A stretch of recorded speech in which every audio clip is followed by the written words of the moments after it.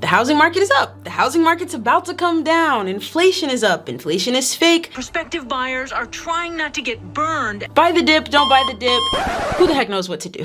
I spent hours digging through what all of the YouTube financial gurus have to say about the current market, and I tried to put it into terms that would tell us wholesalers what's about to happen next. And if you thought wholesaling was difficult before, it's only about to get worse. And as you guys know, good deals are getting harder and harder to find. But I'm not giving up, and I don't think that you should either. So for today's video, I gave myself a challenge, and that is to find 3 skills that wholesalers must have to survive whatever is about to happen in the housing market. I've unearthed some stuff that has me rethinking my entire business plan. I even called my Millionaire private investor to get his input, and with everything I found, I put together a completely new 10-step business plan for new wholesalers that I believe if you build your business in this way, it's going to survive whatever market apocalypse is coming next. I'll reveal that full business plan at the end of the video so that when the market takes a turn, you don't get left behind. As I scoured through hours of videos and articles, I found a very important but very unspoken commonality between them. The shutdown resulted in a record low number of homes on the market, and with a severely restricted supply, the leftover inventory was bid to even higher numbers. Millennials have been fortunate enough to live through 2 different housing crises, which translates to millennials having the lowest rate of home ownership ever. As soon as houses hit the market, they were snatched up in hours. Each and every one of these clips assumes that you sit in a very defined category, consumer. And I'm not saying that's a bad thing. Each and every one of us are consumers, from the device that you're watching this on to likely the clothes that you're wearing. Unless you are living in the mountainside and you are producing yourself everything that you need to survive, you're a consumer. But with such monumental events happening in the world, you have to decide if you want to only be a consumer or also be an investor. Those are the only 2 options: consume or consume and invest. And that decision is gonna have a huge impact. Like, for example, we've seen what's happening to gas prices recently. Someone on Twitter said that gas prices are higher than a lot of people's credit scores. So as consumers, when the price of things goes up, aka inflation, our purchasing power goes down. So people are driving less, taking public transit, or walking and biking more. So even as we tighten our belts and save, our dollar is still becoming worth less and less over time. So saving can only save you for so long. In 1980, when the price of a cup of coffee went from 45 cents to just the 25 cents it was a decade earlier, a lot of people probably said, well, instead of getting coffee twice a week, I'll just save that up and only buy coffee once a week. But inflation keeps going, and so eventually the runway that you created by pinching pennies runs out. This is why my plan is to be an investor as well as a consumer. House hacking, or buying a house for yourself to live in and renting out the extra space to other people, is a great example of this. We all know that rent and the price of a mortgage are going up rapidly. So if you're looking to house hack, the cost of living is increasing as inflation rises. And that's gonna impact you negatively because it means that your mortgage will be higher than it would have been in the past. But you're also an investor in the property. And so as the price of rent rises, that actually impacts you positively because now you have more income and more cash flow coming into the property. I personally don't think that you can just save your way into wealth. If you could save 100% of your income, you likely still wouldn't be wealthy. You've got to earn more, either through a job or by owning assets that increase positively with the direction of inflation, rather than just consuming assets that increase negatively with the direction of inflation. Now, to put this in the perspective of a wholesaler, a similar thing is happening. The price of houses is going up, which makes people think there are no more good deals to be had. From the consumer viewpoint, yes, if you're buying a house to live in, the price of houses is at record highs. But what if we look at it from the investor's viewpoint? Instead of looking at deals meant to be purchased by consumers, look at deals meant to be purchased by investors. For example, who is this house likely to be purchased by? Consumer or investor? What about this one? Or even this one? When you develop your investor's eye, which is the first skill I discovered new wholesalers must have, you'll realize that properties like this are not competing in the same market as properties like this. Yes, the price of consumer properties is at an all-time high.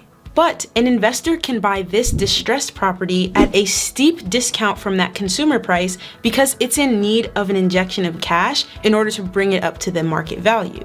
That injection of cash goes towards the renovation and also creates profit for the investor.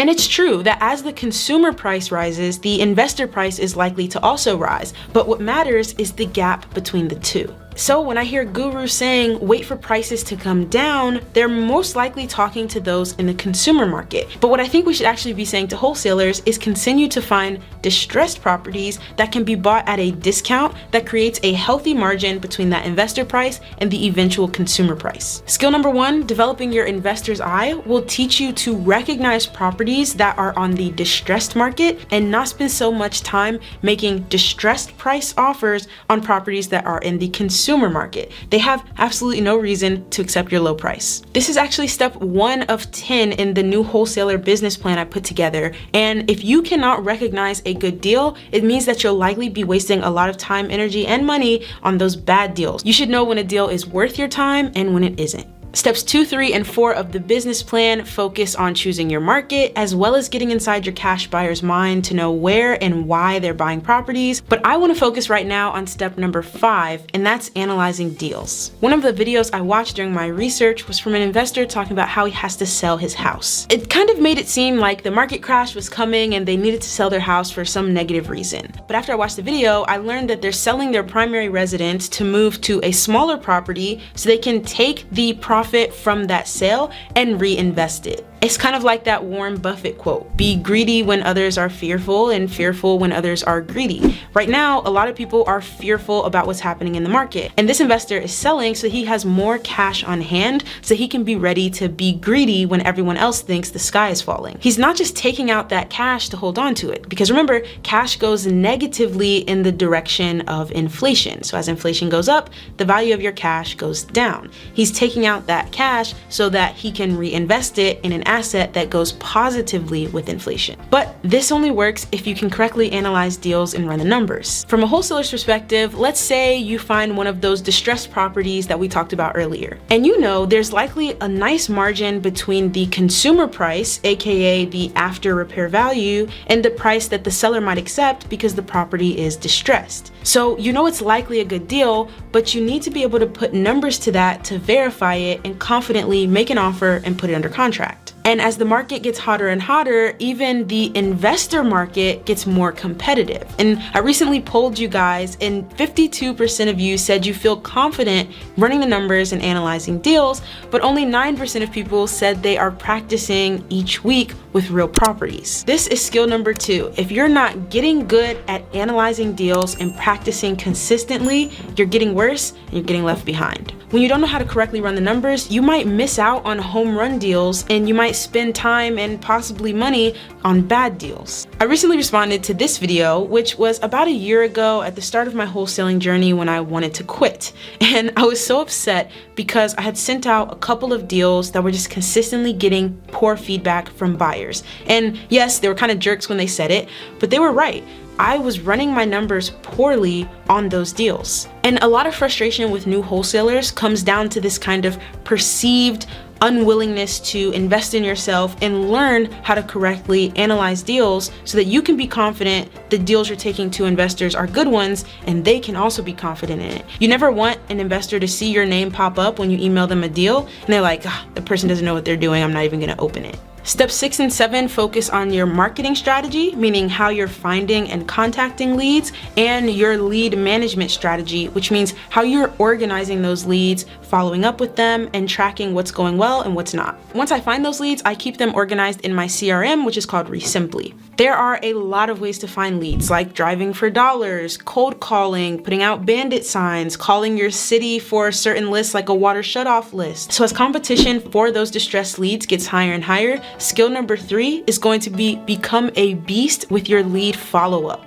I used to use a free Notion or Excel spreadsheet to keep my leads organized, and now I think about that as like a screwdriver and Resimply, which is an actual lead management system, as like a drill. It's just night and day, and it's worth the extra money because as a more experienced investor once told me, the money is in the follow-up. And so with a lead management system, whichever one you decide to use, you're able to automatically have it follow up with your leads. Automatically send out a text 3 days after I talk to this person for the first time, or automatically send them a ringless voicemail if they miss my call, whatever it might be. And so as competition goes up, it may be less about finding more leads and instead doing a better job of working the leads that are already in your system. If you want the entire 10 steps of this business plan for free, it's gonna be linked in the very first comment for you. And if you're not already automating 90% of your lead follow-up, you gotta watch this video right here.